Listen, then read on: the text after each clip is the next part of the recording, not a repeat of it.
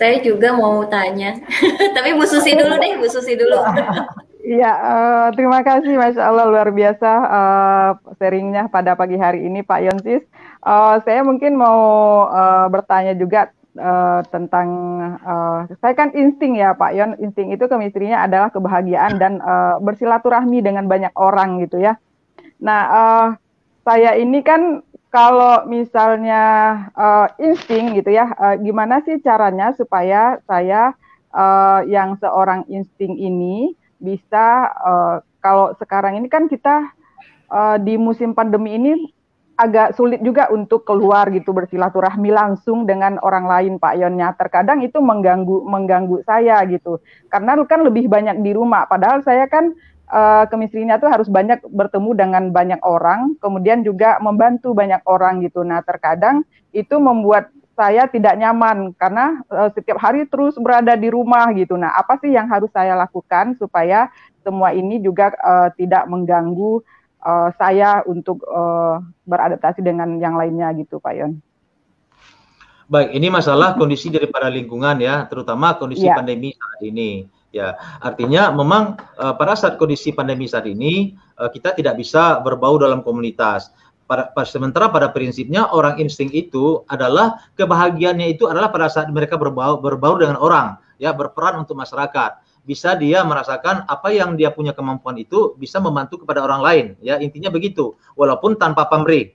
Nah, jadi artinya sebagai seorang insting tetap menjaga kondisi jaga di rumah, tapi dengan kondisi kekinian kita sudah ada media sosial ya. Seperti Bu Susi mungkin bisa menjaga terus komunikasi melalui media sosial, baik itu hubungan ke bawah atau hubungan ke atasnya. Kalau hubungan ke bawah mungkin bisa bisa untuk terus memindah mitra-mitranya ya dalam kondisi pandemi seperti ini melalui media sosial. Kemudian kepada mitra-mitra yang ada di atasnya, kepada leadernya, mungkin bisa saja menjadi komunikasi untuk terus berbagi, ya, berbagi dalam arti memberikan karena orang insting ini pada dasarnya dia lebih cenderung memberikan solusi sebetulnya, walaupun yang dihadapinya itu adalah leadernya, tapi dia cenderung memberikan solusi, bukan meminta pendapat ataupun meminta informasi dari luar gitu. Tetapi justru dia lebih ingin memberikan solusi. Nah, dia kelebihan orang insting.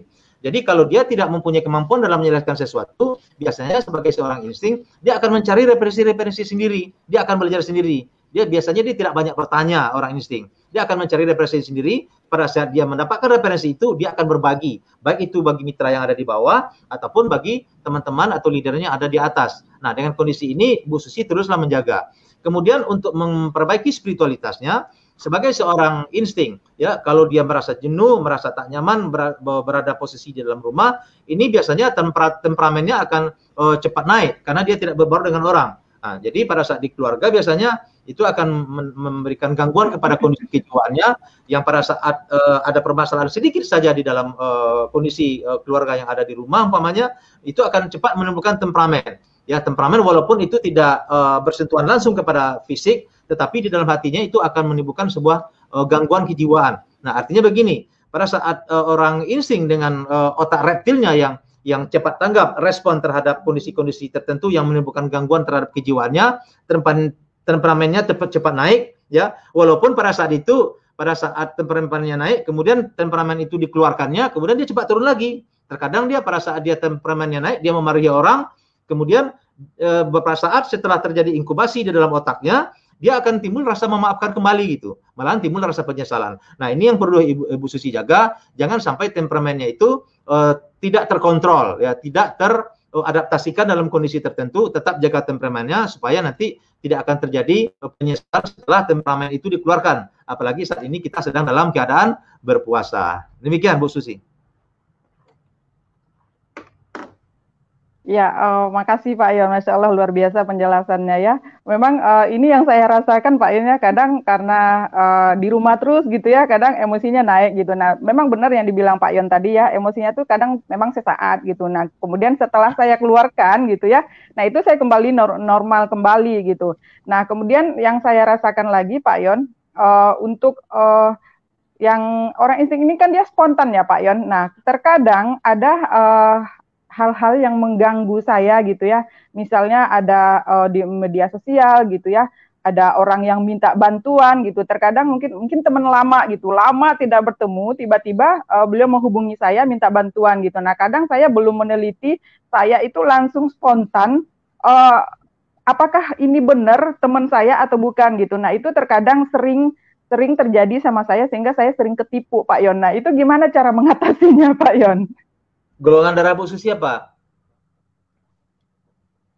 AB kalau nggak salah. Berarti golongan darah apa ya? Sensing ya? A mungkin Pak Yon. Saya juga nggak pasti golongan darahnya karena kemarin pas waktu tes sama Bu Andin juga saya nggak pasti golongan darahnya, belum ini A atau AB gitu. A atau AB, oke. Kalau golongan darah A sebetulnya itu sudah menjadikan filter bagi seorang Bu Susi. Pada saat merespon dengan cepat mendapatkan informasi dari luar, dia akan berpikir terlebih dahulu. Ya, berpikir terlebih dahulu, kemudian pada saat proses inkubasi berpikir itu, maka dia akan sadar, oh berarti ternyata informasi yang saya terima ini belum tentu betul adanya. Nah, sebetulnya kenapa orang insting itu meresponnya cepat? Itu karena dorongan altruismenya tadi. Dia ingin dia ingin menganggap dirinya itu bermanfaat bagi orang lain sehingga dia terpacu untuk menolong. Itu sebetulnya, ya. Makanya orang insting itu cepat tanggap dia. Ya, dia itu yang positif. Kalau negatifnya, respon negatif, dia juga cepat negatif gitu. Jadi orang insting ini juga sangat dipengaruhi oleh lingkungan. Nah, untuk mengantisipasi hal seperti ini, pada saat Ibu Susi menerima informasi dari luar, kondisikan kondisi Ibu Susi sebagai seorang insting tidak dalam kondisi konflik di dalam kejiwaannya. Ya, kalau masih dalam kondisi marah, dalam keadaan frekuensi otak di beta ataupun di gamma gitu ya. Jangan menerima informasi dari luar dulu, tahan dulu. Nah, pada saat tidak nyaman, pada saat keadaan kesal, pada saat kondisi sedang emosi, jangan menerima informasi dari luar dulu. Karena apabila Bu Susi menerima informasi dari luar pada kondisi ini, maka Bu Susi akan respon menanggapinya. Nah, biarkan kondisi Bu Susi dalam keadaan zona nyaman. Itu kuncinya. Nah, pada saat Bu Susi dalam kondisi zona nyaman, baca informasi yang diterima, kemudian akan ada dorongan altruisme dari dalam, kemudian akan terjadi proses inkubasi, maka akan terpikirlah kita, oh berarti walaupun saya ini seorang yang mempunyai insting cepat tanggap, yang tujuannya adalah yang makna kehidupannya berarti apabila saya membantu orang lain, tetapi saya harus berpikir dua kali dulu untuk merespon hal seperti ini, bahwa tidak semuanya, bahwa tidak semerta-merta saya ini dibutuhkan oleh semua orang. Ada kalanya orang itu memanfaatkan saya sebagai seorang insting yang tujuan kehidupan saya adalah membantu kepada orang lain. Jadi berikan dia proses inkubasi. Jadi ambillah keputusan pada saat Bu Susi dalam kondisi zona nyaman. Jangan dalam keadaan emosi, jangan dalam keadaan kesal, jangan dalam keadaan zona konflik. Kalau dalam keadaan zona konflik, kalau bisa Bu Susi jangan buka HP, jangan buka chatting, jangan buka WA, ya tahan dulu. Nanti kalau sudah dalam kondisi nyaman, kembali kepada kesadaran semula, pada kondisi alfa atau dalam kondisi delta, maka Bu Susi boleh membuka HP-nya untuk melihat informasi-informasi yang Ibu Susi terima untuk meneruskan silaturahmi ataupun komunikasi dengan orang lain. Karena pada dasarnya memang berarti ini Pak Yon masuk ke dunia kuantum dulu. Dengan orang lain. Ya. Pak Yon berarti masuk ke makasih Pak Yon, silakan teman-teman yang lain mungkin mau bertanya. Ya, berarti ini Bu Susi masuk ke gua keajaiban dulu biar nanti siklusasinya bagus yang akan diterima dan diberikan ya gitu Pak Yon ya. Oke, ya. Ibu Ayu Wulandari, Bu Ratu kita nih ada yang mau diberikan juga nih, waktu udah 38 menit. Wah, luar biasa nih foto Steve ini waktunya ya. Memang. Kalau memang ada teman-teman yang ingin bertanya nggak apa-apa, kita berikan waktu lebih hari ini khusus. Oh sedikit. Gitu. Iya.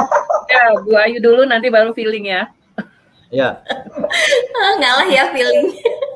Silakan Bu Ayu. Ya, subhanallah, keren banget ilmu pagi hari ini. Terima kasih Pak Yon. Jadi gini Pak Yon, jadi kalau saya lebih ke mitra ya Pak Yon ya. Jadi saya kan orangnya tuh gini, saya bisa mengikuti pelatihan semua itu dalam satu waktu gitu ya. Tapi terkadang kalau saya bilang ke mitra tuh ada juga, saya nggak bisa ngikutin gitu ya, ibaratnya kok berat banget ngikutin Bu Ayu kayak gitu. Kadang sih bilang, ikutin ini. Tapi ternyata ada juga yang nggak bisa, akhirnya mundur gitu ya. Saya bilang kenapa sih kok nggak bisa gitu? Padahal kan cuma ngikut aja gitu ya. Tapi ternyata ada sebagian orang tuh yang nggak bisa gitu ya mengikuti kita. Nah terus juga Pak Yon, saya juga orangnya kan karena visual gitu ya. Saya suka kalau lihat nih teman-teman gitu yang tampilannya agak aneh tuh pasti saya agak gini, kurang cantik loh, kurang ini.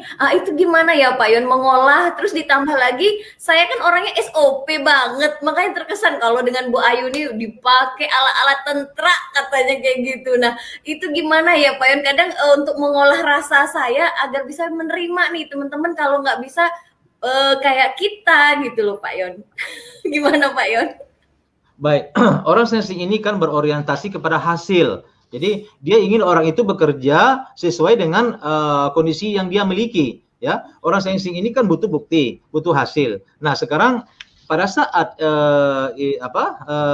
Ibu Ayu Wulandari berkomunikasi dengan mitranya, dia ingin mitranya itu bekerja seperti dia, berkeringat, rajin, ulet, kemudian menghasilkan, ya. Ada buktinya, ada nyatanya, ada apresiasinya, ada reward. Nah, sekarang yang Ibu lakukan, jangan sampai ke strata itu dulu. Ya, yang perlu Bu Ayu lakukan, sepanjang mereka mau bekerja, sepanjang mereka mau bergerak, walaupun belum ada hasilnya, jangan ngotot dulu. Karena itu butuh proses. Karena mereka mempunyai mesin kecerdasan yang berbeda. Ya, apalagi sebagai seorang feeling, dia responnya lambat bergerak. Sementara orang sensing itu dia rajin, maka terjadi kontraindikasi di sini. Nah, apabila itu terus dipaksakan, maka orang feeling hilang moodnya. Kalau orang feeling sudah hilang moodnya, dia tidak mau bekerja apa-apa. Dia justru akan mencari zona nyaman saja, gitu. Dia akan menyerah, dia akan pasrah, dia akan putus asa. Nah, jadi artinya jangan berorientasi kepada hasil dulu, ya. Kita sebagai seorang mesin kecerdasan sensing, itu boleh berorientasi kepada hasil, karena itu adalah makanannya kita. Nah, tapi kalau kita mengajak kepada orang lain, jangan disamakan kondisinya dengan mesin kecerdasan kita. Jadi boleh mengajak, tapi jangan berorientasi kepada hasil dulu, tapi berorientasilah, apresiasilah, hargailah usaha yang mereka lakukan, walaupun itu belum mendapatkan apresiasi ataupun reward. Kalau dalam bisnis jaringan yang Ibu Ayu Wulandari lakukan kondisi saat ini. Demikian. Oh, baik Pak Yon, jadi artinya saya harus tetap menerima mereka walaupun belum maksimal seperti saya ya Pak Yon ya. Ya betul, hargai apresiasi mereka pada saat mereka mau melakukan. Ya, walaupun itu harus dimulai dari kecil dulu. Nah, karena memang dari kecil itulah baru akan menuju yang besar. Jangan kita harapkan melakukan pekerjaan yang besar dulu gitu. Detailnya, rajinnya, uletnya, nggak bisa seperti itu. Karena orang berbeda mesin kecerdasan. Kalau dia kebetulan seorang sensing, oke saja. Kalau dia kebetulan seorang thinking, oke saja. Tapi kalau dia dengan mesin kecerdasan yang lain, yang tidak mempunyai kekuatan dalam menganalisa, tidak mempunyai kekuatan dalam motorik kasarnya, maka itu akan terjadi kontraindikasi. Jadi lihatlah, apresiasilah kepada usaha, lihat usaha yang dia lakukan. Ya? Jadi jangan berorientasi kepada kinerja, jangan berorientasi kepada hasil dulu. Demikian.